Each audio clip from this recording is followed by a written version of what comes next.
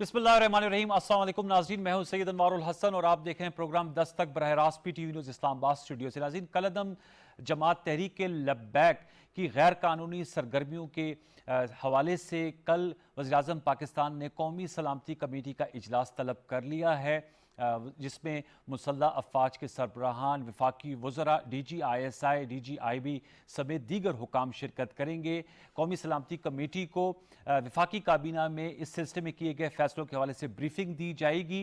आपके इल्म में है कि वफाकी काबीना ने यह फैसला किया था जब कल इजलास हुआ कि जो कलअदम तंजीम है तहरीक लब्बैक, जिनका एहतजाज जारी है और कई दिनों से GT रोड जो है वो बंदिश का शिकार है, शहरियों को मुश्किलात का सामना है। हुकूमत ने यह फैसला किया था कि इस तंजीम को एक अस्करियत पसंद तंजीम के तौर पर लिया जाएगा और रियासत की रिट को कायम करने के लिए हर मुमकिन इकदाम उठाया जाएगा। और इसी सिलसिले में हमने देखा कि कल वज़ीर दाखिला शेख रशीद अहमद साहब ने प्रेस कॉन्फ्रेंस की और उन्होंने कहा कि पंजाब भर में 60 रोज़ के लिए रेंजर्स तैनात करने का फैसला किया गया है। अब तक के जो पुरतशद्दद एहतजाज हुआ है इसमें 6 पुलिस के जो एहलकार हैं वो शहीद हो गए हैं। अल्लाह ताला इनके दर्जात बुलंद करे और इनकी फैमिलीज़ के साथ हम PTV की जानिब से ज़ाहिर यकजहती करते हैं और बहुत से ज़ख्मी हुए हैं। इसके साथ साथ ये आप देख सकते हैं जो ग़ुलाम हुसैन साहब, इनका नाम ही ग़ुलाम हुसैन है, वो उनकी शहादत वाक़या हुई। आज उनकी पूरे पुलिस के एजाज़ के साथ तदफीन की गई और आशिकाने रसूल तमाम जो मुसलमान हैं हम समेत, हमारा तो ईमान ही कामिल नहीं अगर हज़ूर पाक सल्लल्लाहु अलैहि वसल्लम से मोहब्बत का इजहार ना करें या दिल में हज़ूर पाक सल्लल्लाहु अलैहि वसल्लम आका नामदार की मोहब्बत ना हो। अनफॉर्चुनेट है कि मुस्लिम माशरे और मुस्लिम मुल्क में जहाँ मेजॉरिटी मुसलमान बसते हैं इस तरह के वाक़यात होना और फिर जो कानून की रखवाली करने वाले हैं उनको जाम शहादत दोष करना। ये आप तस्वीर भी देख सकते हैं, वो पुलिस एहलकार जो ज़ख्मी हुए हैं पथराव की वजह से, तशद्दुद की वजह से। ये जो ग़ुलाम रसूल साहब की तस्वीर हम आपके साथ शेयर कर रहे हैं। इसके साथ साथ मैं एक और नुकता भी रखना चाहूँगा कि शहरियों को भी बड़ी प्रॉब्लम्स हैं। GT रोड बंद है, इस्लामाबाद रावलपिंडी जो जुड़वा शहर है वहाँ कंटेनर्स लगाए गए हैं लोगों की जान की हिफाजत के लिए, और साथ में जो मार्च का उन्होंने ऐलान किया है उसमें उसकी रुकावट के लिए। तो बहुत से पेरेंट्स हैं, उन्होंने हमसे भी रब्ता किया है कि CIs के पेपर्स हो रहे हैं और ज़ाहिर बात है कैम्ब्रिज के पेपर्स और जो तालीमी सरगर्मी है और जो आम मामूलात ज़िंदगी है वो ठप होकर रह गए हैं। तो इस हवाले से प्रोग्राम के पहले हिस्से में आप ज़रूर गुफ्तगू करेंगे और जानेंगे मुख्तलिफ ज़ावियों से कि ये जो एक इशू बन गया है तहरीक लब्बैक जो कलअदम तंजीम है और ये इनका छठा एहतजाज है। 2017 से ये मामला शुरू हुआ है, 2021 में हम बैठे हुए हैं। मुख्तलिफ औकात में ये इस्लामाबाद भी है, फैज़ाबाद पे भी धरना दिया। तो इसका अब सदेबाब कैसे किया जा सकता है, कुछ इतलात ये भी हैं कि मुज़ाकरात, लेकिन वज़ीर इत्तलात और नशियात फवाद चौधरी साहब ने वाज़ेह तौर पे कहा है कि जब तक से जो पुलिस के एहलकार जिन्होंने इनकी जान ली है उनकी हवालगी नहीं होगी या सड़कें नहीं खोली जाएंगी तो फिर ऐसे में मुज़ाकरात कैसे किए जा सकते हैं। बार के इस मौजू पे हम गुफ्तगू करेंगे, हसास मौजू है, इसको मद्देनज़र रखते हुए अपनी गुफ्तगू को हम आगे बढ़ाएंगे। हमें ज्वाइन किया है तस्लीम नूरानी साहब ने, आप दाखिला के सेक्रेटरी रह चुके हैं, सीनियर ब्यूरोक्रेट हैं और इन मामलात पर गहरी नज़र रखते हैं। आपका बहुत शुक्रिया। बज़रिया स्काइप हमें ज्वाइन कर रहे हैं डॉक्टर किबला याद साहब, इस्लामी नज़रियाती काउंसिल के आप सरबराह हैं, आपने हमें ज्वाइन किया। आपसे हम ज़रा इस्लामी नुक्ता नज़र से ज़रूर बात करेंगे क्योंकि ज़ाहिर बात है तहरीक लब्बैक और लब्बैक या रसूलुल्लाह सल्लल्लाहु अलैहि वसल्लम का अगर नारा कोई लगाता है तो उस हवाले से उनका कंडक्ट भी कैसे होना चाहिए। तो मैं आपकी इजाज़त से पहले अगर नूरानी साहब से गुफ्तगू का आगाज़ करूँ, फिर किबला याद साहब मैं आपके पास आऊँगा। तस्लीम साहब, आप खुद इस वक्त लाहौर में मौजूद हैं, सर बताइएगा एडमिनिस्ट्रेटिवली रेंजर्स अब तैनात हो गए हैं पूरे पंजाब में 60 रोज़ के लिए और हुकूमत ने यह फैसला किया है कि जो रियासत की रिट है उसको स्टैब्लिश किया जाएगा। क्या कहेंगे सर, और अब तक के जो वाकयात हुए हैं उन पे भी अपनी रोशनी डालिएगा। ठीक फैसला किया गया है और रियासत को एक फैसला कर लेना चाहिए और उस पे खड़े रहना चाहिए। मैं इस पे कमेंट थोड़ा सा पीछे जाना चाहूंगा कि ये एक कल्मिनेशन है, ये एक खुमियाजा है हमारी पुरानी पॉलिसीज का और हमारी पुरानी ढीलेपन का, निगलेक्ट का। एक तो ये कि ये जो सारा फिनोमेना है ये एक हमारे यहाँ जो सिस्टम्स हैं कि 3 निज़ामी सिस्टम है, एक मदरसे का है, एक तालीम का है, एक प्राइवेट सेक्टर का है, गवर्नमेंट का और एक प्राइवेट सेक्टर का है। तो ये एक पूरा एक नया ग्रुप जो है वो जो बाकी हजरात जो हैं उनसे कोई ऐसी یعنی متفق نہیں ہے وہ ایک پیدا ہوا ہے. ٹھیک. اب اس کو پیدا ہوئے 7-8 سال ہوئے ہیں.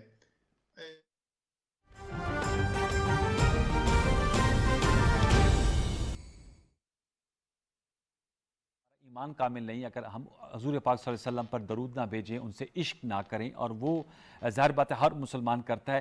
یہ کیسے طے کیا جا سکتا ہے کہ کون عاشق رسول ہے اور کون جو ہے وہ نہیں ہے؟ خدا نہ خواستہ اب جو پولیس کی شہادتیں ہوئی ہیں، ظاہر بات ہے وہ اپنی ڈیوٹی کر رہے ہیں اور جو ہے وہ روک رہے ہیں، جیسے ریاست انہیں کہتی ہے اس پہ عمل پیرا ہوتے ہیں.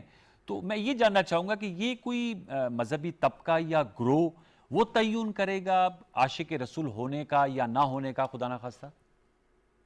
دیکھیں یہ تو ایسے معاملات ہے کہ ان کا تعلق جو ہے وہ انسان اور رب کے ساتھ ہے. جی. اللہ تعالیٰ دلوں کا، نیتوں کا حال جاننے والا علیم اور خبیر ذات ہے. لیکن بنیادی طور پہ ہم نے یہ دیکھنا ہے کہ عاشق رسول یا محب رسول جی وہ بندہ یا وہ انسان ہوگا کہ جو رسول اکرم صلی اللہ علیہ وسلم کی تعلیمات پر جی اور آپ کی شخصیت کے عظیم اصولوں پر عمل کرے. اگر وہ نعرے تو لگائے حب رسول کے، حرمت رسول کے، کہ حرمت رسول پہ جان بھی قربان ہے، لیکن اس کا عمل رسول اکرم صلی اللہ علیہ وسلم کے طریقوں کے مطابق نہ ہو، اس میں حسنہ کے مطابق نہ ہو، تو اس کو ہم کیسے عاشق رسول یا محب رسول قرار دیں؟ ٹھیک کہہ رہے ہیں، بالکل صحیح. ذرا میرے ساتھ رہے گا تسیم نورانی صاحب سے ہمارا دوبارہ جو رابطہ ہے وہ جڑ گیا ہے.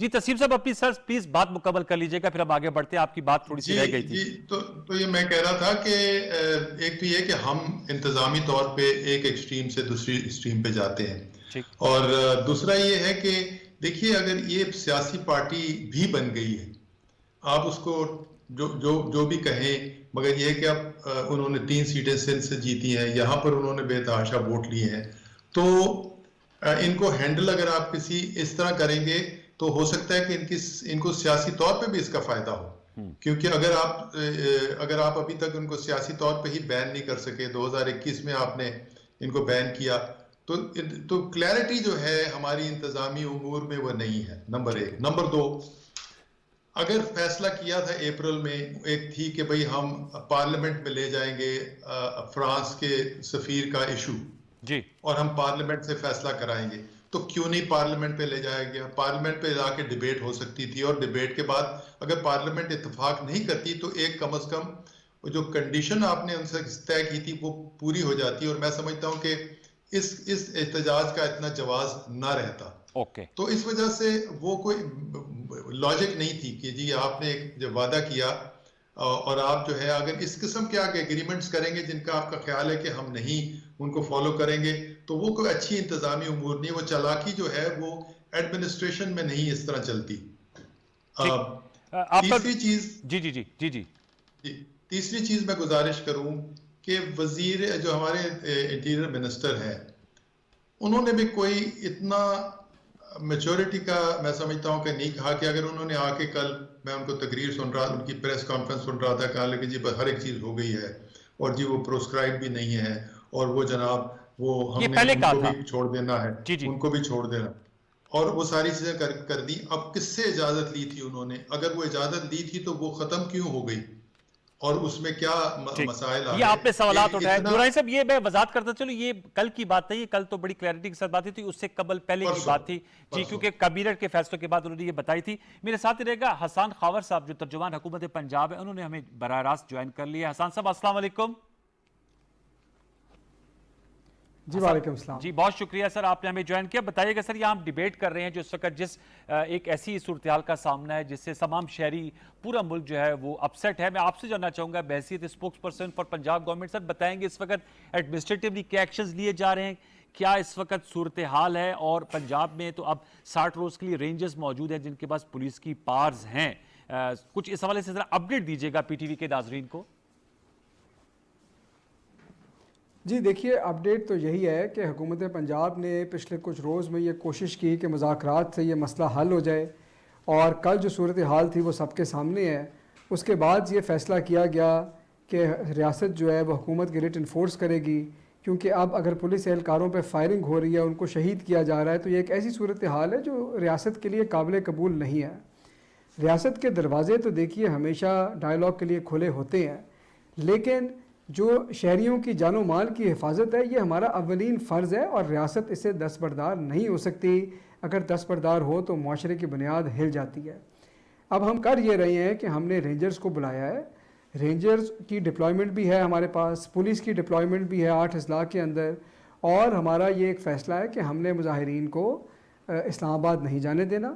اگر مظاہرین منتشر ہو کر یہ ختم کرنا چاہتے ہیں احتجاج، سڑکیں خالی کرنا چاہتے ہیں، واپس جانا چاہتے ہیں، تو ظاہر ہے کہ کوئی راستہ بات چیت کا نکل سکتا ہے، لیکن ہم قانون کو، کسی شخص کو، کسی گروہ کو اپنے ہاتھ میں نہیں لینے دیں گے۔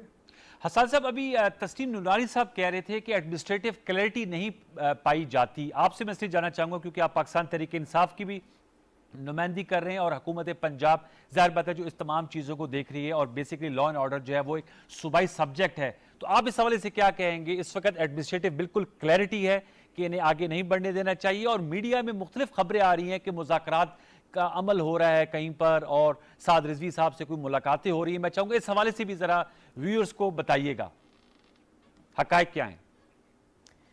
دیکھیے جو قابل ذکر مذاکرات تھے وہ تو آپ کو پتہ ہے کہ کہاں پہ ختم ہوئے اور اب کیا صورتحال ہے۔ اگر کوئی لوگ اپنی کوششیں کر رہے ہیں تو ظاہر ہے کہ کوشش تو جاری رہنی چاہیے کہ چیزیں بات چیت سے حل ہو جائیں۔ جو مسائل ڈائیلاگ سے حل ہوتے ہیں اس طرح سے سڑک پہ تو نہیں حل ہو سکتے، تو اس میں تو کسی کو کوئی شک نہیں ہے، لیکن اب کچھ ایسی چیزیں ہیں جس کے اوپر کمپرومائز ممکن نہیں ہے۔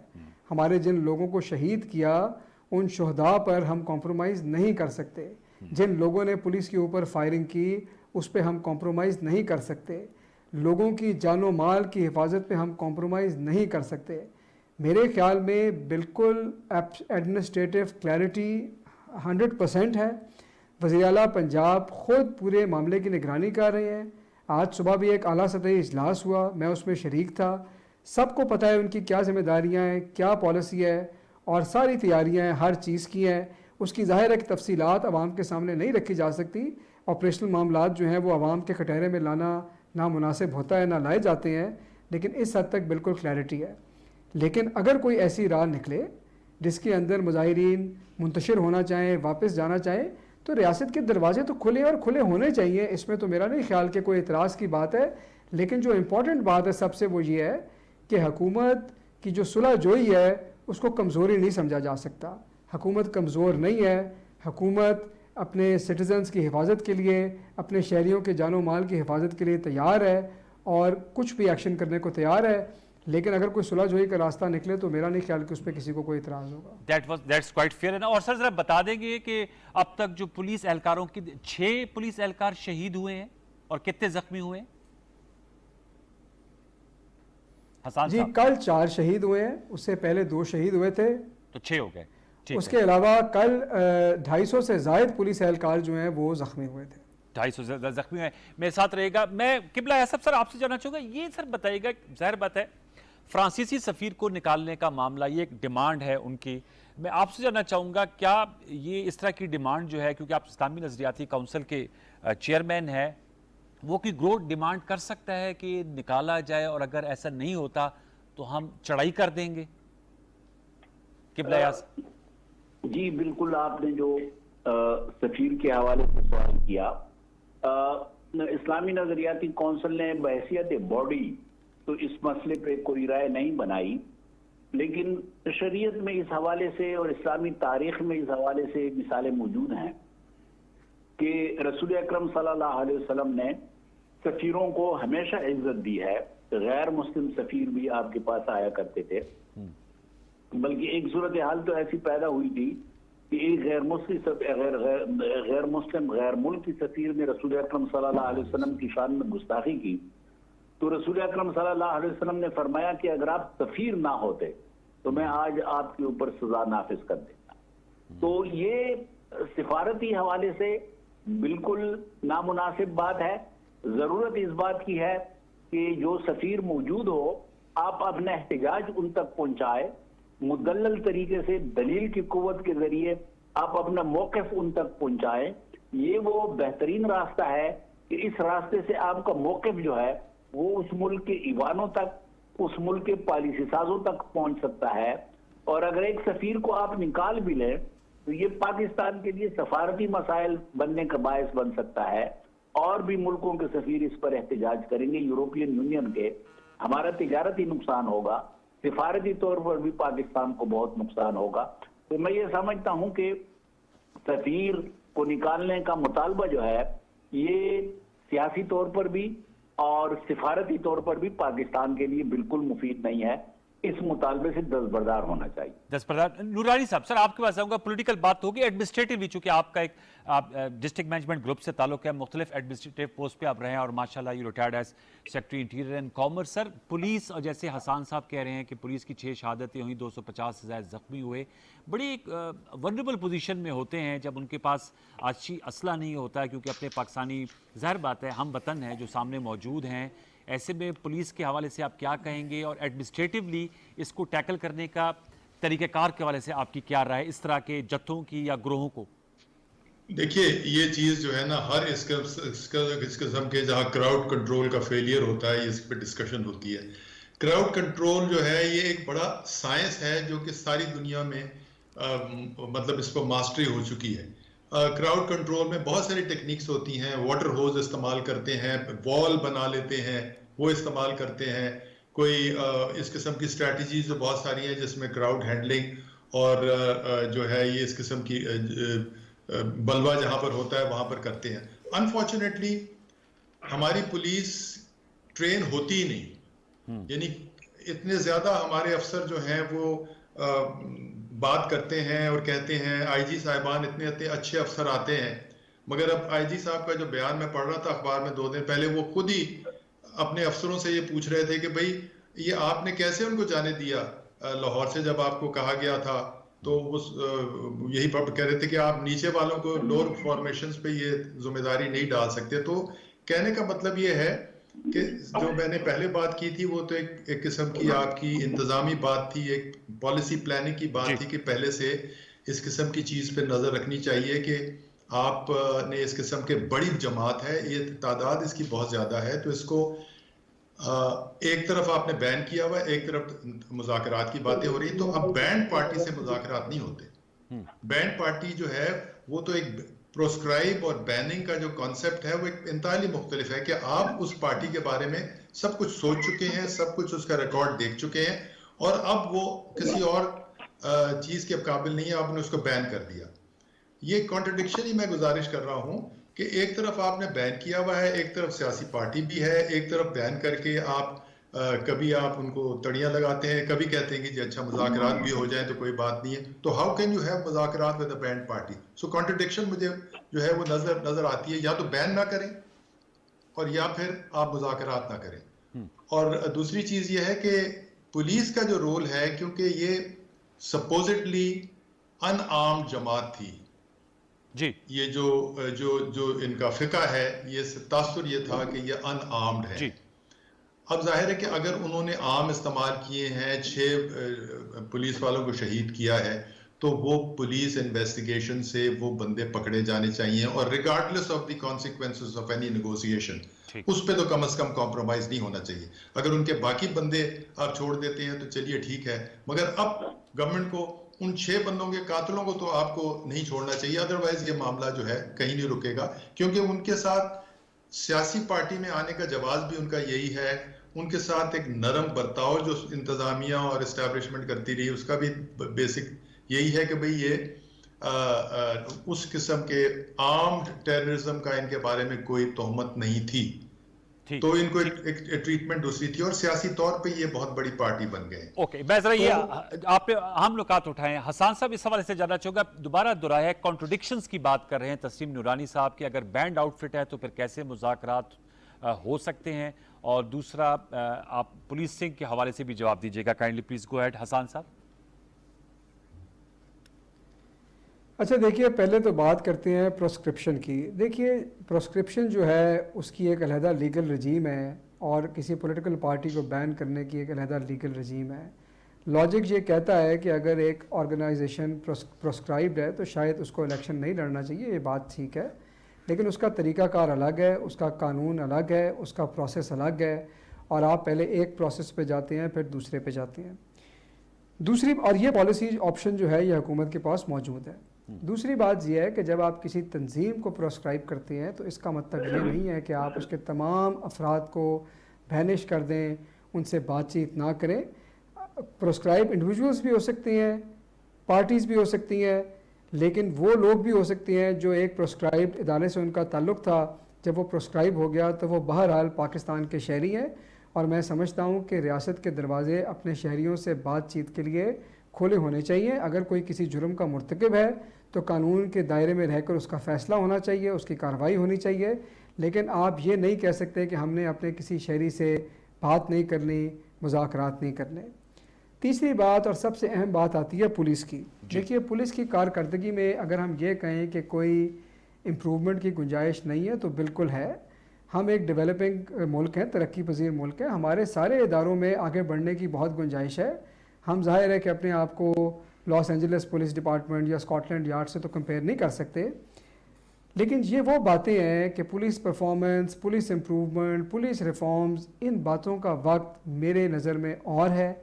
آج وقت ان باتوں کا نہیں ہے. آج وقت یہ دیکھنے کا ہے کہ کل ہماری پولیس نے کس بہادری سے اپنی جانوں کا نذرانہ دے کے عوام کے جان و مال کی حفاظت کی اور ڈٹے رہے اور بہت بہادری سے یہ مقابلہ کیا. ہمیں پولیس کا مورال اپ کرنا ہے، ہمیں پولیس کے جوانوں کو خراج تحسین پیش کرنا ہے، کیونکہ ہمارے بچے اور ہم جب گھروں میں بیٹھے ہوتے ہیں تو وہ باہر ہمارے تحفظ کی جنگ لڑ رہے ہوتے ہیں. یہ وقت ہے ان کو خراج تحسین پیش کرنے کا. جب اس کرائسس سے نکلیں گے بالکل ریفارم پر بات ہونی چاہیے. تمام اداروں کو ترقی کی گنجائش بھی ہے اور کرنی بھی چاہیے.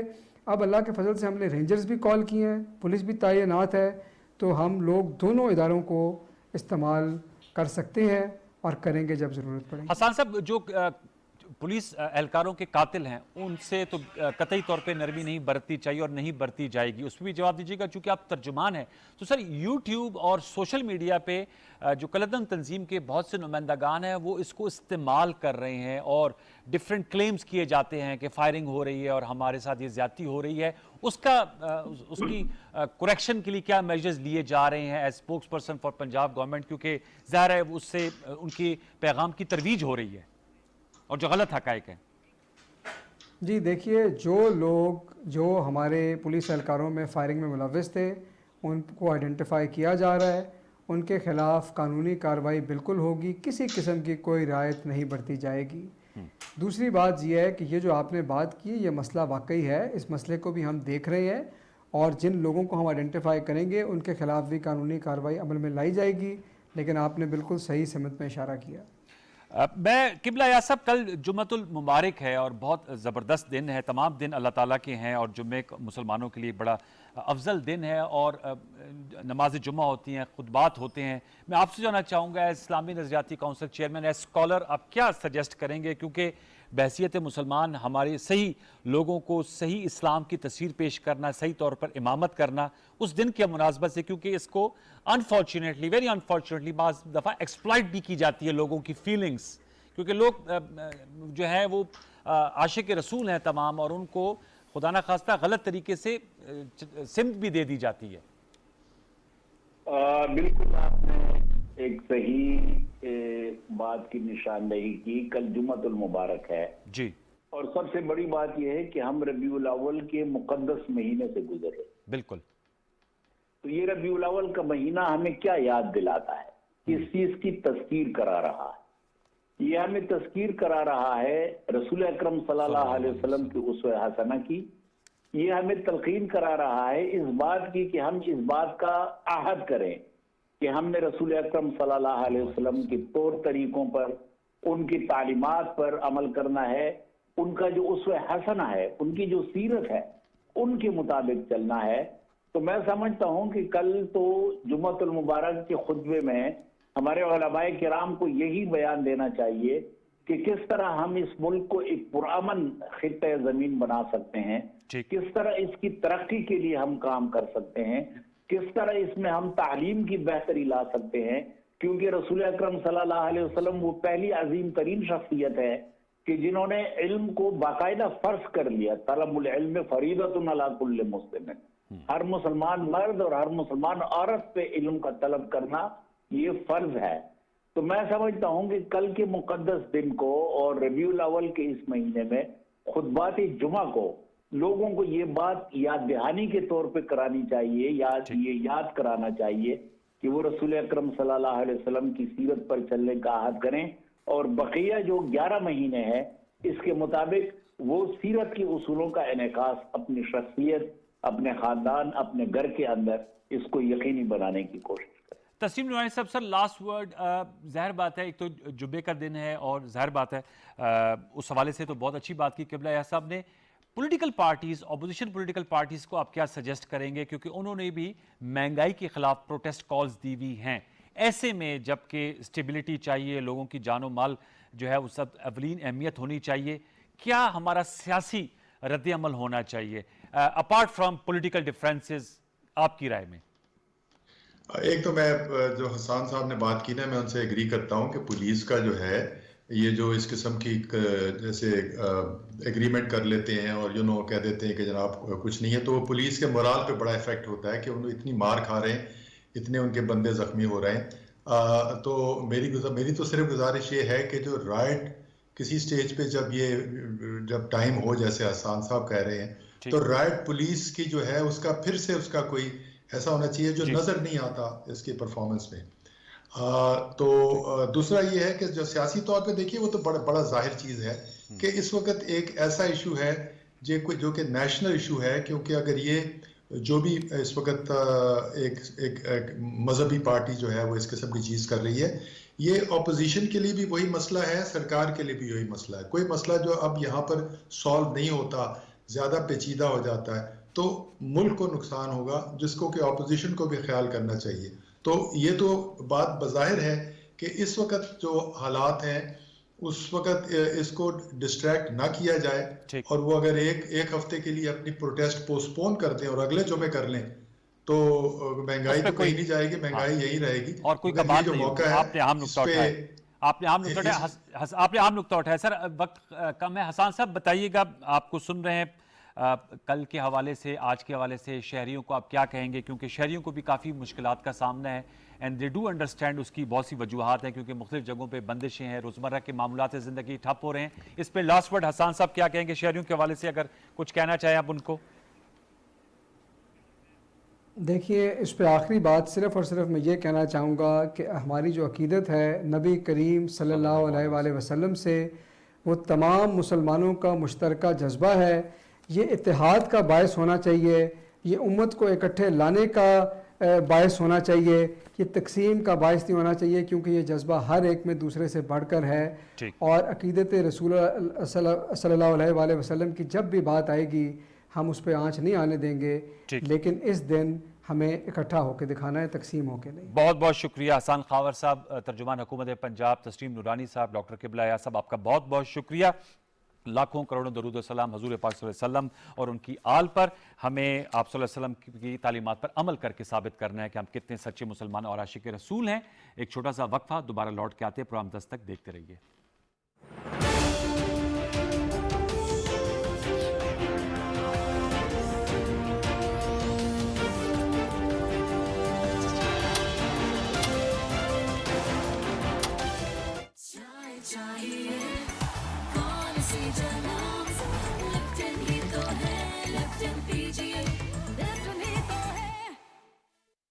پہلے صفی اسکول سے آتا اور لنچ باکس کا مال بھائی کے ساتھ شیئرنگ از کیئرنگ کر جاتا، کبھی سینڈوچ، کبھی کباب رول، اور امی کو دکھاتا خالی lunch box.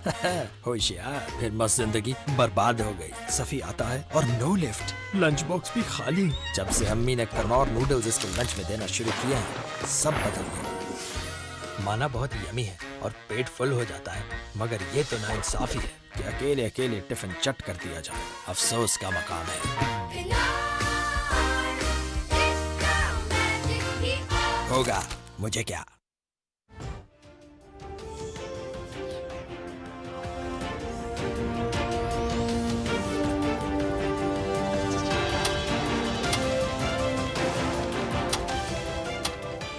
Welcome back viewers. अब इस सेगमेंट में हम गुफ्तगू करेंगे मुल्की मईशत के हवाले से। अच्छी खबरें आ रही हैं वज़ीर-ए-आज़म पाकिस्तान इमरान खान के दौरा सऊदी अरब के दौरान, जहां वो क्लाइमेट चेंज कॉन्फ्रेंस में शिरकत करने के लिए गए। माशाल्लाह उम्रा भी अदा किया, उसकी सआदत हासिल की और सऊदी वली अहद मोहम्मद बिन सलमान के साथ इनकी मुलाकात भी हुई। दो तरफ़ा उमूर के हवाले से तबादला ख्याल हुआ। सऊदी अरब पाकिस्तान के दरीना ताल्लुकात हैं और हर मुश्किल घड़ी में सऊदी अरब हुकूमत ने पाकिस्तान का साथ दिया। और इस मरतबा भी जबकि हमारी मुल्की मईशत दबाव का शिकार है, आपने देखा कि पिछले दिनों रुपए की कदर में कितनी गिरावट हुई और डॉलर बुलंद तरीन सतह पर गया। इसके साथ साथ चूँकि आलमी मार्केट में तेल की कीमतों में इजाफा हो रहा है, इसका बिल वास्ता और बिला वास्ता तौर पे पाकिस्तान की तेल की कीमतों पे भी असर पड़ा और उसमें भी इजाफा हुआ, जिससे ज़ाहिर सी बात है महंगाई में इजाफा हुआ। तो अच्छी खबर ये है, इस पे हम ज़रूर बात करना चाहेंगे कि सऊदी अरब ने पाकिस्तान को 4.2 बिलियन डॉलर्स यानी 4 अरब 20 करोड़ डॉलर का एक इमदादी पैकेज दिया है, जिसपे 3 अरब डॉलर जो है वो हमारे स्टेट बैंक के ख़जाने में रखे जाएंगे, जिससे हमने देखा है कि मार्केट पर भी अच्छा असर पड़ रहा है और डॉलर में भी कमी वाक़या हुई है। 2 रुपए इसकी कदर में कमी वाक़या हुई है। इसके साथ साथ जो 1.2 अरब डॉलर हैं वो रिफाइंड पेट्रोलियम मसनूआत की मद में दिए जाएंगे। इस हवाले से हम गुफ्तगू करेंगे और जानेंगे इसके जो असरात हैं वो क्या हो सकते हैं और IMF के हवाले से भी जो हमारी बातचीत है वो किस मरहले पर है। हमें ज्वाइन किया, हमें बहुत खुशी है मुज़म्मिल असलम साहब ने, जो मुशीर ख़जाना शौकत तरीन साहब के तर्जुमान है। बहुत शुक्रिया मुज़म्मिल साहब प्रोग्राम दस्तक के लिए वक्त देने का। मेरी आवाज़ आपको आ रही है सर? जी जी आ रही है। मुज़म्मिल भाई बताइएगा ज़रा, इस जो सऊदी पैकेज की तफसीलात जो जैसे मैंने बताई वैसे ही है या आप अगर कोई इजाफा करना चाहें PTV के व्यूअर्स के लिए तो ज़रूर कीजिएगा। देखिए, सऊदी जो पैकेज है इसके 2 हिस्से हैं, एक है डिपॉजिट और एक है ऑयल फैसिलिटी। जो डिपॉजिट है वो 3 अरब डॉलर का होगा और वो जो है उसकी कोई शराइत नहीं है और वो 3.2% हमें उसकी साल की जो है सर्विस कॉस्ट अदायगी करनी होगी। ठीक। और दूसरी तरफ हमें जो है 1200 मिलियन डॉलर का जो है एक मिला है ऑयल फैसिलिटी, जिसके मद में हम महीने का 100 मिलियन डॉलर या रुपयों में आप कह लें कि तकरीबन 17 अरब रुपए का जो है हम पेट्रोल हर महीने का सऊदी अरब से मंगा सकते हैं, जो 1 साल तक की सहूलत है और उसको फिर हमें बाद में अदा करना होगा। तो इसका कतई मतलब कोई ये ना ले कि वहां से ये पेट्रोल फ्री आ रहा है। ये एक सिर्फ वक्ती तौर पे रिलीफ है कि अभी जो है पूरी दुनिया में पेट्रोल की कीमतें बहुत ज्यादा हैं और हर कमोडिटी की प्राइसेस बहुत ज्यादा है, तो हमारे रिजर्व्स को एक स्टेबिलिटी देगा ये। और आपको पता भी पिछले चंद महीनों से हमारे रुपए की कदर गिर रही थी, तो अब उस पर मजीद गिरावट अगर नहीं होती तो जिसकी वजह से अभी आप देख लें पेट्रोल की कीमतें एक तो आलमी मार्केट में बढ़ रही थी और रुपए की कदर गिरने से ही बढ़ रही थी, तो वो जो है उसमें कुछ रिलीफ भी मिलेगा और हमारे रिजर्व जब स्टेबल होंगे तो लोग पैनिक भी नहीं करेंगे। ये मुझे बताएगा मुज़म्मिल साहब, जो एक्सचेंज रेट में इतनी तेजी से तब्दीलियां आ रही थी, इसकी वजह डॉलर की फ्लाइट थी? क्या वजह थी कि पाकिस्तानी रुपए की कदर में तेजी से तनज़ली आ रही थी? देखिए, जब माजी में ना इकोनॉमिक सिचुएशन खराब होती थी ना पाकिस्तान की, बिकॉज ऑफ इंटरनेशनल हालात, जैसे 2008 की मैं मिसाल दूंगा और फिर 1998 में जब हमने बॉम्ब धमाके किए थे, तो उस वक्त मार्केट जो है ना वो जो है वहां पे हम देखते थे कैपिटल फ्लाइट होती थी, यानी लोग पैसा मुल्क से निकालते थे। इस दफा हमने ऐसा फिनोमेना कैपिटल फ्लाइट का नहीं देखा। ये प्योर मैक्रो इकोनॉमिक इशू था, कमोडिटी प्राइसेस बाहर बढ़ी और उसकी वजह से और हमारी जो है ग्रोथ भी जो है 5% की तरफ जा रही थी, तो थोड़ी जो है हमारी डिमांड साइड भी जो है तेज हुई, तो जिसकी वजह से हमारे रिजर्व्स में थोड़ा सा हमने देखा प्रेशर पड़ा। तो अल्हम्दुलिल्लाह जब कैपिटल फ्लाइट नहीं है तो इसका मतलब ये है कि मुल्क में 2 नंबरी का पैसा या ब्लैक का पैसा, रिश्वत का पैसा या करप्शन का पैसा नहीं बना हुआ। यूजुअली आप ये देखेंगे हिस्टोरिकली जब भी पाकिस्तान में से पैसा बाहर निकलता था हुती हवाले से, बल्कि ये वाहिद हुकूमत है जिसने पिछले 3 सालों में उस पे जितना मतलब सख्ती की है और मुसलसल करते आ रहे हैं, शायद किसी और हुकूमत ने माजी में नहीं की थी। तो ये जो है ये तमाम के तमाम जो असरात आए वो आए, एक तो थोड़ी सी महंगाई हो गई, बाहर कीमतें बढ़ गई और एक हमारी शरह जो नमू है वो तवक्कुआ से जरा तेजी से आगे गई। ओके। तो हुकूमत ने जो है इस पे काफी جسے کہتے ہیں اقدامات وقتی طور پہ کر لیے, ڈیوٹیز بھی بڑھا دی, روپے کی قدر کو جو ہے فری فال, مطلب روپے کی قدر کو بھی جو ہے جتنی ہماری پیرٹی ہے اس کے حساب سے لے کر آئے, کوشش کی ہے. تو اور اب سب سے اچھی چیز یہ ہے کہ اقدامات کر دیے کہ ہمارے خزانے میں پیسے بھی ہوں کہ اگر یہ شوق مزید چلتا ہے 2-4 مہینے تو ہمارے جو ہے ملک میں انسرٹنٹی نہ ہو. تو یہ $3 ارب اس حوالے سے جو ہے کشن فراہم کریں گے. اس پہ بھی ذرا بتا دیجیے گا کہ جو پیٹرول پہ, ریفائنڈ پیٹرول پہ جو سہولت دی گئی ہے 1 سال کے لیے, اس سے جو خبر یہ بھی آئی تھی کہ حکومت نے فیصلہ کیا ہے کہ عوام کو سبسڈی دی جائے گی پیٹرولیم کی مد میں, کیا اس کے لیے اس کو استعمال میں لایا جا سکتا ہے؟ اس کا کوئی ریلیشن بنتا ہے اس فیسلٹی سے؟ نہیں دیکھیں, وہ آپ مکس کر رہے ہیں. اس کو سبسڈی حکومت نے مطلب کوئی براہ راست کوئی پیٹرول میں دینے کا نہیں, کیونکہ اگر آپ سبسڈی کا نام لیتے ہیں تو وہ موٹر بائک سے لے کے لینڈ کروزر والے سب کو چلی جاتی ہے. اچھا. اور آپ کو پتہ ہے جو ہم سارے جو ہیں شور کرتے ہیں عام آدمی, اور جب حکومت کو ریلیف دیتی ہے تو اس کا جو بڑا حصہ ہے وہ جو ہے امیروں کو چلا جاتا ہے جن کے گھروں میں گاڑیاں اور یہ ساری چیزیں. تو اگر حکومت کوئی ریلیف کہیں بھی دے گی تو وہ کسی اور طریقے سے دے گی. یہ اگر کوئی سمجھ رہا ہے کہ پیٹرولیم مصنوعات کی قیمتیں کم کر دے گی حکومت, تو یہ کم ضرور کرے گی جب مارکیٹ میں انٹرنیشنلی نیچے آ جائے گا. اور اگر ایکسچینج ریٹ مزید نیچے آتا ہے اس کا جو بھی اثر آئے گا وہ ضرور حکومت پاس کرے گی. لیکن ایسا نہیں ہے کہ وہ جو $1 ارب ہمیں $1.2 ارب مل رہا ہے تو حکومت جو ہے قیمتیں نیچے کر کے جو ہے اس کو جو ہے تیزاب کے ڈبے میں وہ جو ہے ضائع کر دے گی. یہ ہمارے پہ قرض ہے, یہ ہمیں 1 سال کے بعد واپس ادا کر. ٹھیک ہے. اور اگر قیمتوں میں اضافہ ہوتا ہے تو اس پہ بھی کوئی کشن نہیں مل پائے گا یا اسی طرح بڑھانی پڑیں گی؟ دیکھیں یہ فیصلہ تو وزیر اعظم کا ہے. ٹھیک. اور یہ تو اوگرا ہر 15 دن بعد وزیر اعظم کو ایک سمری بھیجتے ہیں, ریکمنڈیشن بھیجتے ہیں, پھر وہ وزیر اعظم فیصلہ کرتے ہیں کہ اس پہ کیا کرنا ہے, کہ وقت ہے پاس آن کرنے کا نہیں. تو وہ تو یہ وزارت خزانہ کا اس پہ آپ نے کہا کردار نہیں ہوتا. یہ بتائے گا IMF کے حوالے سے مذاکرات کس نہج پہ ہیں؟ میں گفتگو سن رہا تھا حماد اظہر صاحب کی, اور جو مشیر خزانہ شوکت ترین صاحب نے بھی میرے خیال میں میڈیا سے گفتگو کرتے ہوئے کہا کہ حتمی مراحل میں ہیں اور جلدی جو ہے اس پہ سمجھوتا ہو جائے گا. آپ اس حوالے سے کوئی اپڈیٹ کریں گے ہمارے ناظرین کے لیے؟ دیکھیں یہی لیٹسٹ انفارمیشن ہے, اس میں مزید کوئی ابھی اپڈیٹ نہیں ہے. اور جیسے انہوں نے کہا کہ تمام چیزیں ہو گئی ہیں اور ہم بڑے قریب ہیں, اور کل کسی نے سوال کیا کہ آپ ایشورنس دیتے ہیں کہ ہو جائے گا, تو انہوں نے کہا تھا میں ایشورنس دیتا ہوں. ٹھیک. تو یہ میں بھی بیٹھا ہوا تھا وہاں پہ. اس کے بعد کوئی نئی جسے کہتے ہیں ڈیولپمنٹ پچھلے 24 گھنٹے میں نہیں آئی, تو ہمیں 1-2 دن دیکھنا ہوگا کہ کیا ہے. لیکن مطلب صورتحال جو ہے مثبت کی طرف جا رہی ہے, مثبت کی طرف جاری ہے.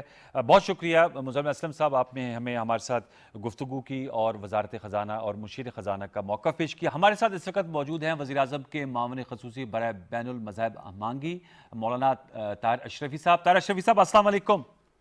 وعلیکم السلام. بہت شکریہ طاہر اشرفی صاحب, آپ نے وقت دیا. آپ بھی پرائم منسٹر عمران خان صاحب کے ہمراہ سعودی عرب میں موجود تھے, آپ نے بھی وہاں عمرہ کی سعادت حاصل کی. بتائیے گا, ابھی ہم گفتگو کر رہے تھے وزارت خزانہ کے ترجمان مزمل اسلم صاحب سے, سعودی عرب کی حکومت نے ہمیشہ سے پاکستان کے ساتھ دوستی کو نبھایا ہے اور جب بھی مشکل وقت ہوں تو وہ آگے بڑھے ہیں. اس مرتبہ پھر ایک خطیر پیکج کی اناؤنسمنٹ ہوئی ہے $4.2 بلین کی. اس میں طاہر اشرفی صاحب, چونکہ آپ کا بھی کافی گہرا تعلق ہے, کچھ اپڈیٹ کریں گے یہ کیسے طے پایا؟ اور پرائم منسٹر صاحب تو گئے تھے کلائمیٹ چینج کی کانفرنس میں شرکت کرنے کے حوالے سے. یہ جو ایک خیر سگالی کا ایک آفر ہے اور بہت بڑی پیشکش ہے موجودہ مالی اور معاشی تناظر میں, اس پہ آپ کے کیا تاثرات ہیں؟ بسم اللہ الرحمن الرحیم, نحمدہ ونصلی ونسلم علی رسولہ الکریم. دیکھیے گزارش یہ ہے کہ پاکستان اور سعودی عرب کے جو تعلقات ہیں نا, یہ ایمان اور عقیدے کے تعلقات.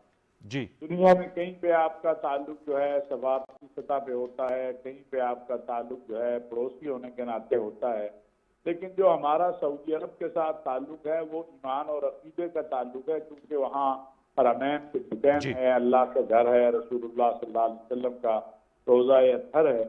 تو محترم عمران خان صاحب کو سعودی عرب کے ولی عہد امیر محمد بن سلمان جو ہیں انہوں نے دعوت دی تھی, جو وہاں پر ایک کانفرنس ہو رہی تھی گرین مشرق وسطیٰ, گرین سعودی عرب. اور آپ کو پتہ ہے کہ پاکستان میں جو عمران خان صاحب کا ویژن ہے گرین پاکستان, تو یہ اس کے اوپر اس کانفرنس میں پرائم منسٹر صاحب نے دیگر سربراہان مملکت یا وزراء اعظم صحرا شرکت کی، وہاں خطاب کیا، اور اسی میں عمران خان صاحب کی ملاقات کی سعودی عرب کے ولی عہد جو ہیں امیر محمد بن سلمان، ان کے ساتھ بھی۔